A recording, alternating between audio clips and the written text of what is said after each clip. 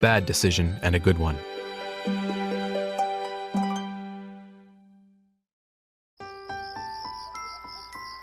I know that little Joe meant to do his best for me after my exhausting run for the doctor. But he hadn't been working at the stable long and didn't know much yet. When he brought me into my stall, I was dripping with sweat. He rubbed my legs and chest, but didn't put anything over me to keep me warm. He thought I was so warm already that I wouldn't like it. Then he brought me lots of cold water. It tasted good when I was hot, so I gulped it all down.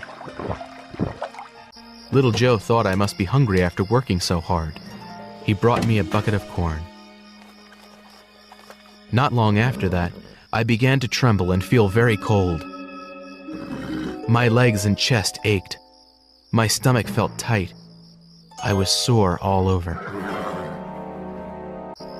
Little Joe had left by then.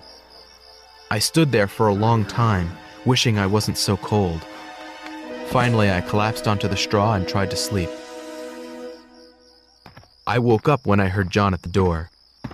He'd finally finished his long walk home and had come to check on me. I let out a moan of distress. John was at my side in an instant. "Oh, Beauty!" he exclaimed. "What has that stupid boy done?" I couldn't tell him how bad I felt, but he seemed to know. He grabbed a blanket and draped it over me. Then he brought me some warm food. I felt a little better after I finished it, and I fell asleep. The next day I was still very sick. I had a fever and couldn't breathe without pain. John stayed by my side, and the squire came to my stall to see me several times. "My poor Beauty," he said. "you saved your mistress's life. Do you know that? If it had taken the doctor any longer to get here, it would have been too late." "There was no chance of arriving too late with Beauty," John said. "I never saw a horse go so fast. It seemed as if he knew what was wrong." Of course I knew, even if John didn't realize it. Maybe I didn't understand everything. But I understood that I had to go fast, and that it was for the sake of the mistress. I'm not sure how many days passed while I was sick. The vet came every day. John moved Ginger and Merrylegs into another part of the stable so I wouldn't be disturbed.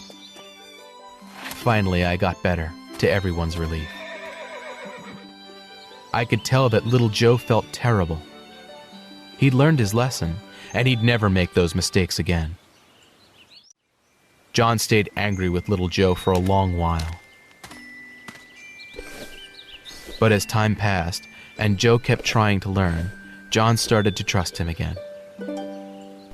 One day, the squire needed to send a note to a neighboring estate. John was out, so the squire told little Joe to saddle me. "I know you haven't ridden much," he told little Joe. "but Beauty will take care of you. Just ride carefully and you'll be fine." Little Joe wasn't a skilled rider, but he was gentle and careful. We delivered the note, then started for home. On the way, we passed a muddy field. A 2-horse cart was stuck there. It was piled high with heavy bricks. The driver was yelling and whipping his 2 horses again and again. Little Joe brought me to a halt. "Stop beating those horses!" he called. "They can't move the cart with all those bricks in it. The wheels are stuck in the mud." The man ignored him. He lashed the horses once more. "Please stop! Little Joe cried. I'll help you unload some bricks. Maybe then they can pull out the cart." "Mind your own business," the man yelled. Little Joe turned me around. "Come on, Beauty. He whispered. We'd better tell that man's boss what's going on before he kills those horses." He kicked me into a gallop. We raced to the brickmaker's house, and Little Joe told him what was happening. "Thanks for letting me know," the brickmaker said.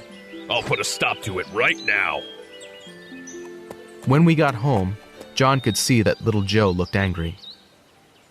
He asked what was wrong, and little Joe told him the whole story. Well done! John said when the boy had finished. Many people would have ridden past and not done anything. But it's everybody's business to put a stop to cruelty when they see it. Little Joe looked shy and proud of himself at the same time. After that, there was something different about him. John said it was as if the boy had grown an inch taller that day. I believe it was true.